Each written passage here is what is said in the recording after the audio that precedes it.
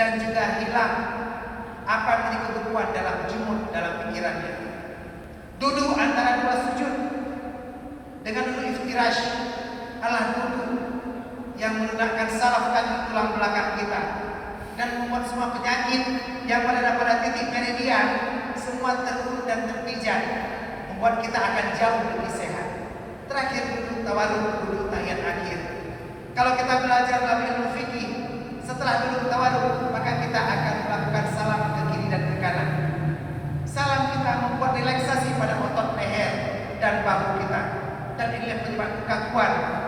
Setelah kita sholat, maka sholat yang benar seperti dicontohkan Rasulullah membuat kita jauh lebih sehat dengan ilmu fikih kita. Inilah makna yang diajarkan Rasulullah. Sallu kama ra'aitumuni usalli. Sholatlah engkau seperti engkau lihat aku sholat.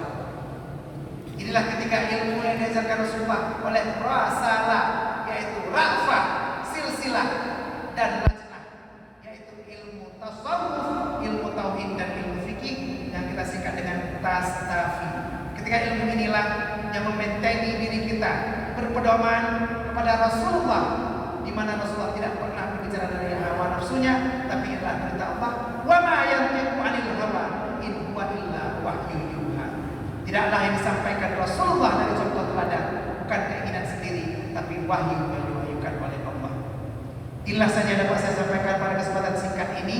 Semoga menjadi inspirasi dan memotivasi kita semua bagaimana kita mengambil contoh dari Rasulullah, dari Rasul, yaitu ra'fah, silsilah, dan lajnah, menguatkan akhlakul karimah dari ilmu tasawuf, silsilah ilmu tauhid, dan lajnah dengan ilmu fikih. Kita masuk dalam rukun